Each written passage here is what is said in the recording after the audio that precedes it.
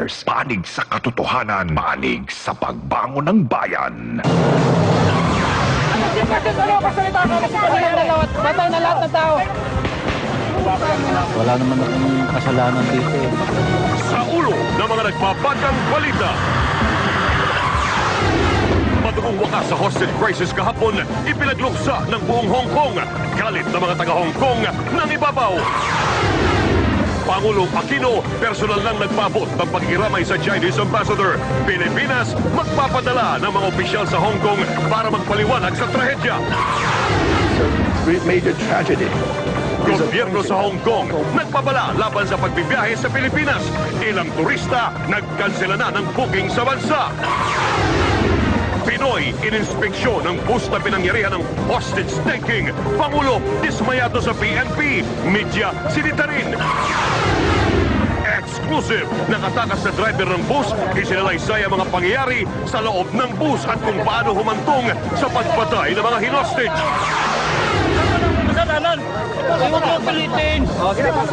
Exclusive, pagsangkot sa kapatid ng hostage-taker, ipinagtataka pa rin ng pamilya. Mga negosyador ng hostage crisis nangihinayang sa naging resulta ng hostage-taking. Ano ang kanilang pananaw sa trahedya?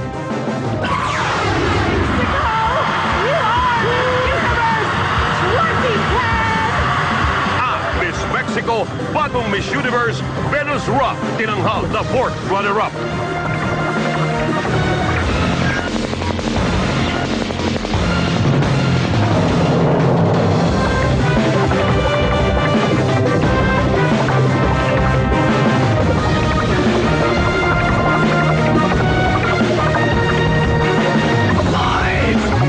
ABS-CBN News Center, Manila. Ito ang TV Patrol!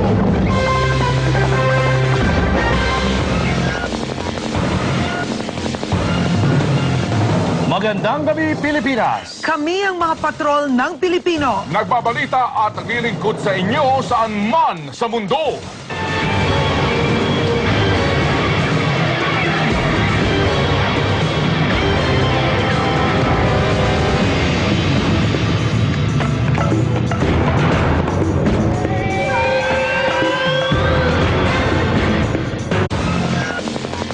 Galit at lungkot ang nararamdaman ngayon ng mga opisyal at mga taga-Hong Kong matapos ang madugong hostage drama sa Maynila na kinamatay ng 8 Hong Kong turista.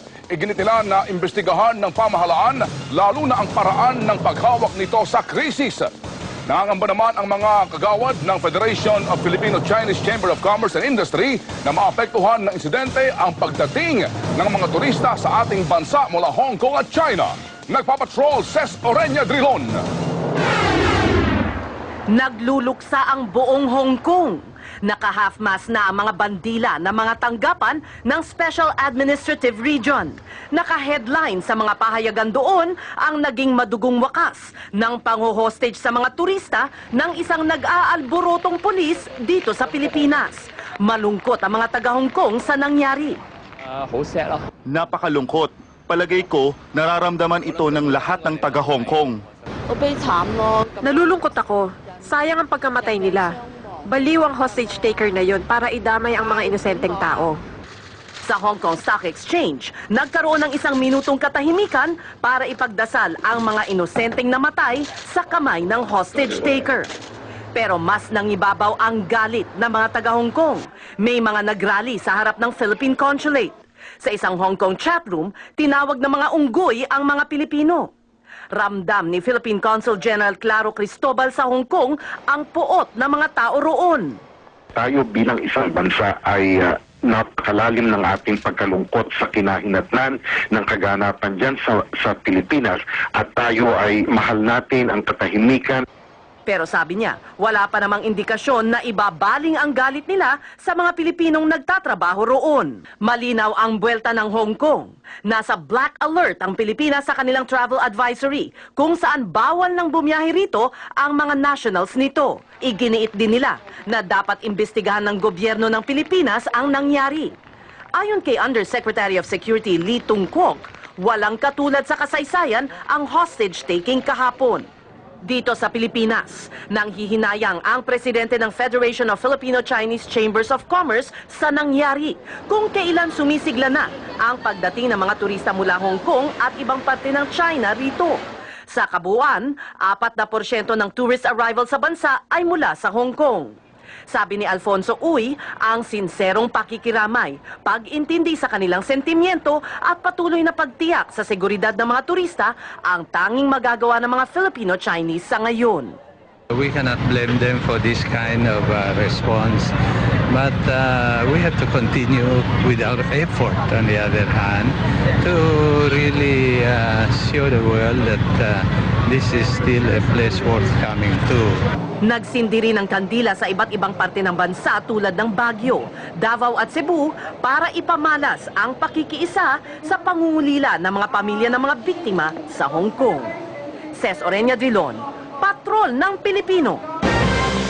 Ipinabot naman ni Pangulong Noynoy Aquino ang taus-pusong pakikiramay ng sambayanang Pilipino sa gobyerno ng Hong Kong at China, lalo na sa mga pamilya at kaanak ng 8 Hong Kong Chinese na namatay sa hostage-taking kahapon sa Maynila. Sinagot din ng Pangulo ang mga napaulat na hindi siya makontak ni Hong Kong Chief Executive Donald Chiang habang nangyayari ang hostage crisis.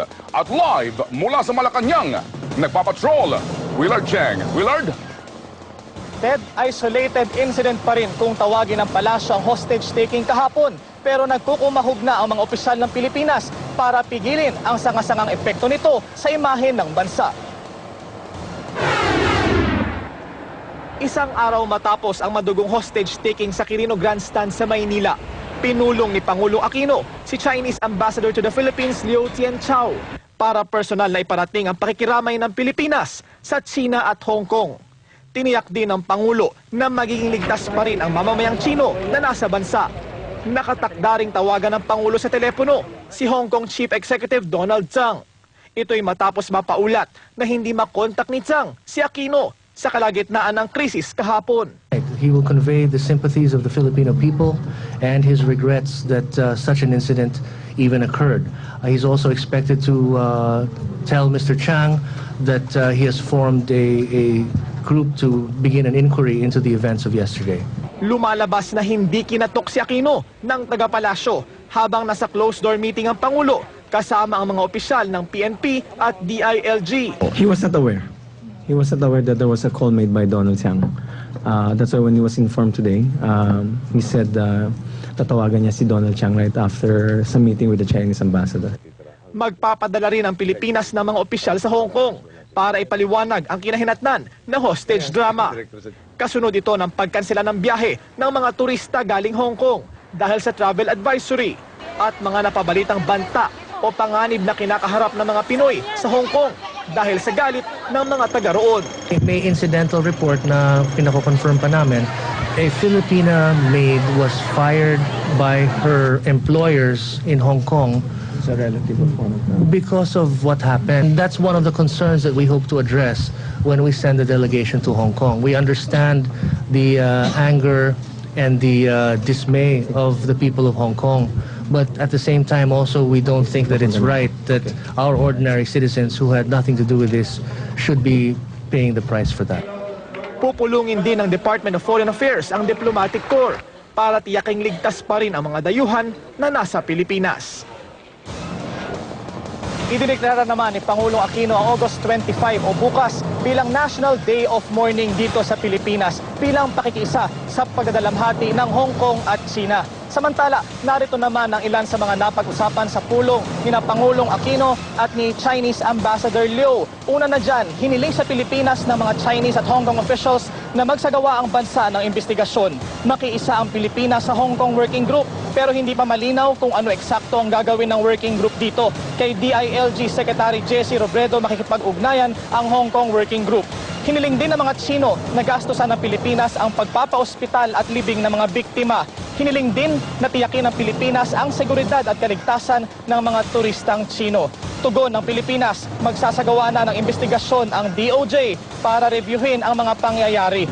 Para naman mapangalagaan ang seguridad ng mga turista, magpapakalat na ang palasyo ng tourist police sa mga tourist spots. Hihilingin naman ng Pilipinas sa Hong Kong na protektahan din ang mga Pilipino na nasa Hong Kong. Bukod kay Pangulong Aquino, nakipagpulong din kay Ambassador Leo, sina Vice President Jejo Marbinay, DILG Secretary Robredo at Foreign Secretary Alberto Romulo. Ted?